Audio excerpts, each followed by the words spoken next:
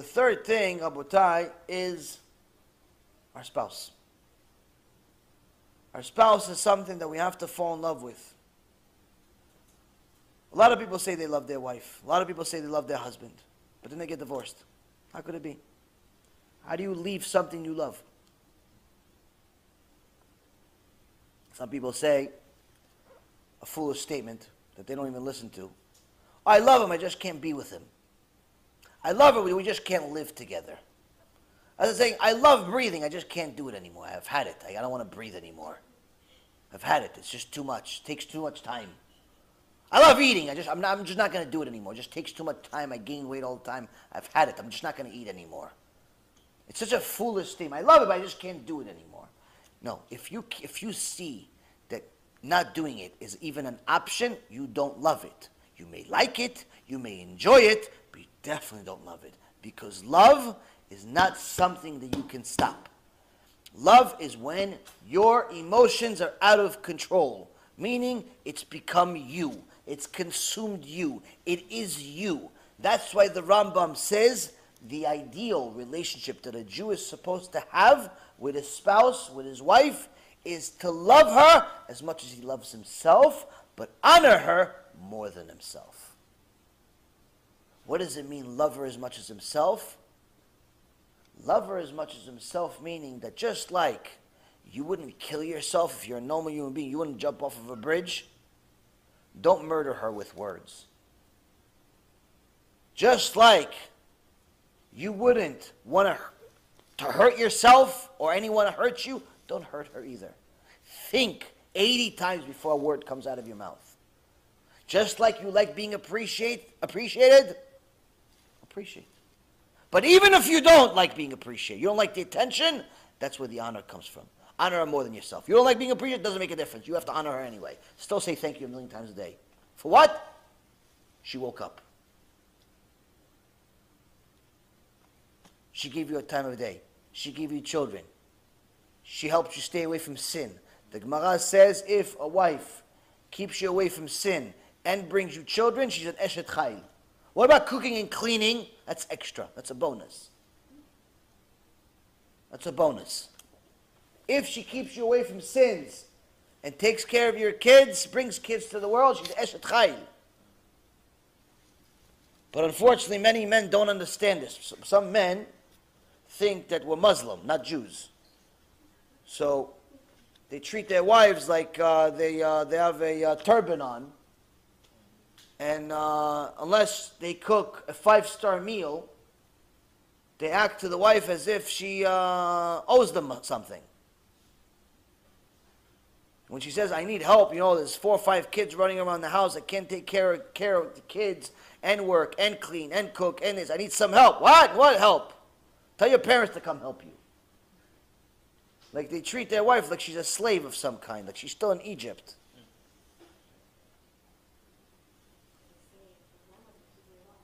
Yeah, oh, that's the best one. The people that say, oh, my grandmother used to do it all. Yeah. She had 10 kids and she cleaned and this and that. Yeah, the grandmother also lived in one room. She didn't have a house with 18 rooms. That's all the previous generation lived in one room. Everyone lived in one room. That's what was available. One room. If you had one room, you're already good.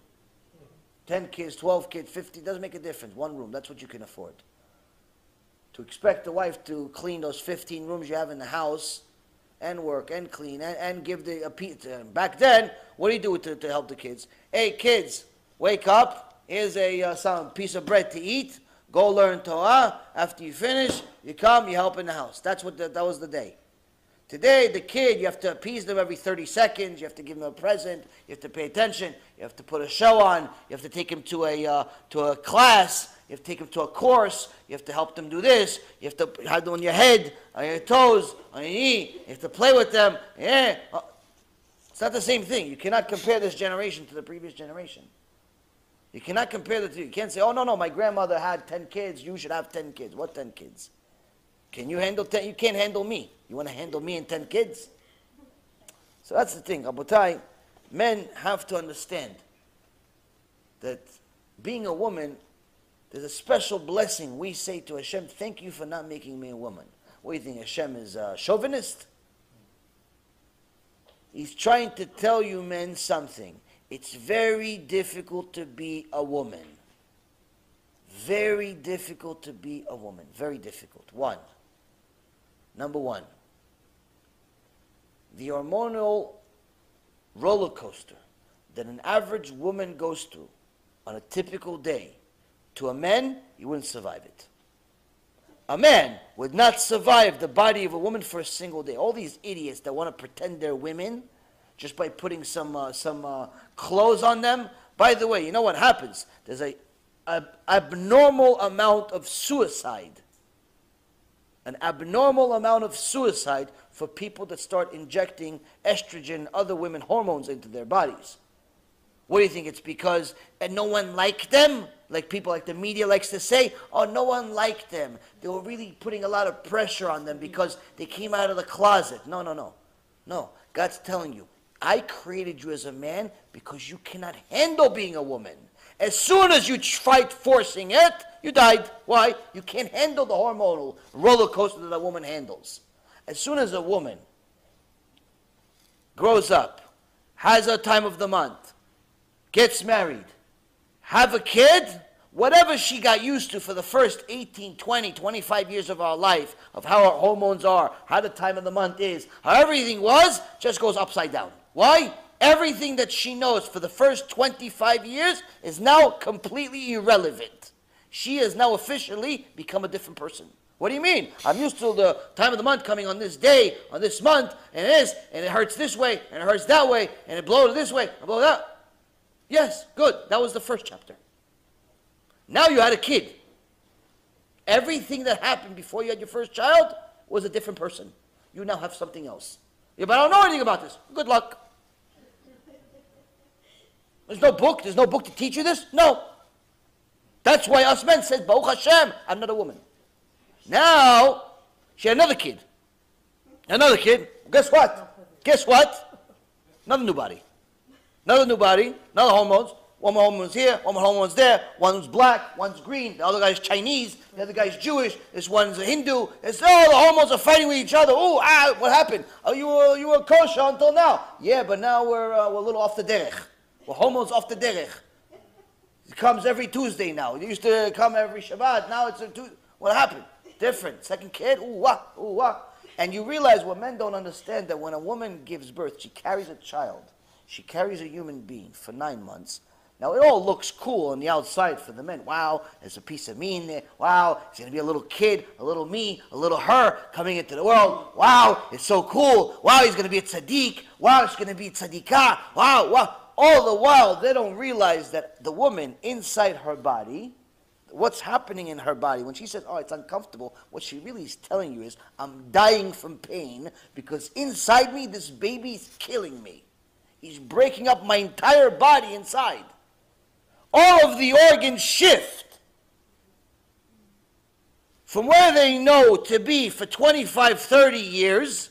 They're used to it. They have a home. The lungs are over here, the stomach's over here, the kidneys over here. Everybody has their place. All of a sudden, baby comes. Oh, guys, move out. What do you mean move out? It's my house. Sorry, I'm here. Move out. The guy comes, runs the show. We don't even know this guy. Hey, he runs the show. For the next 9 months, I call the shots. The lung has to go here, the kidney has to go here, the liver goes here, everyone's here, everyone's here. Oh! And you're like, wow, it looks so cute. What's so cute? She's broken inside. The fact that she survives is a miracle of its own. Now, she gave birth. Her whole body now got used to this shape over here.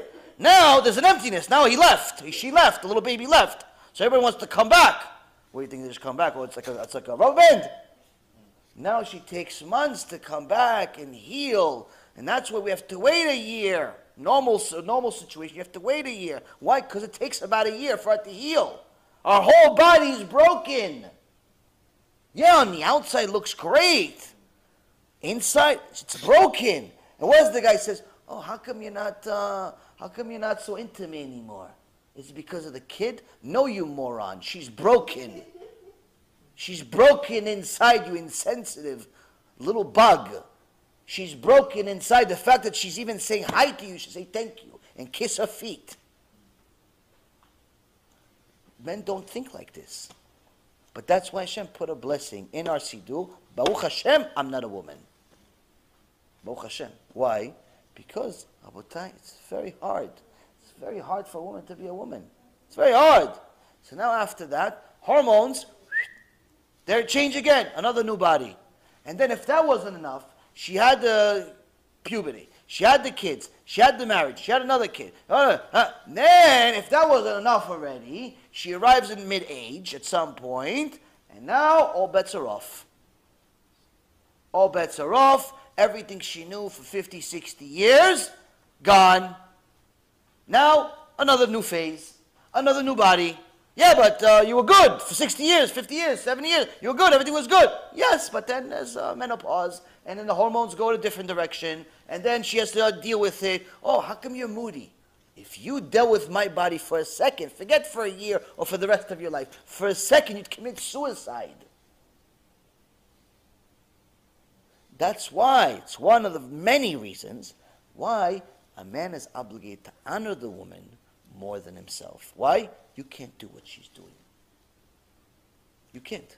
That's why Hashem created you, men. But that's also why you're obligated to learn a lot more Torah. The fact that she goes through such mesirut nefesh, her whole life, even without wanting it, makes her automatically suffer more than the man, which automatically makes a woman more spiritual than a man and closer to Hashem naturally. A man doesn't have all of this. He has to work hard at being connected to Hashem. So, Rabotai, if a person knew just a little bit of what I'm saying and understood it and repeated this part of the lecture 1,000 times, this alone will make him love his wife. This alone will make him want to call his wife. This alone will make him appreciate his wife. Why? I can't do it. I can't do what she's doing. And all she's doing with all that, she's taking care of kids. While she's doing all of that, she still has a smile on. While she's doing all of that, she still wants to be with you. While she's doing all of that, she's still cheering you up, and so on and so forth. That's Eshet Chai. That's why it doesn't say in the Gemara, if she cooks and she cleans and she does this. No. It just says she keeps you away from sin and she brings children to the world. That's it. Eshet Chai. Everything else is good. Should do it. But Eshet Chai already is the first two. Why? Because you're dealing with so much already. What's the problem?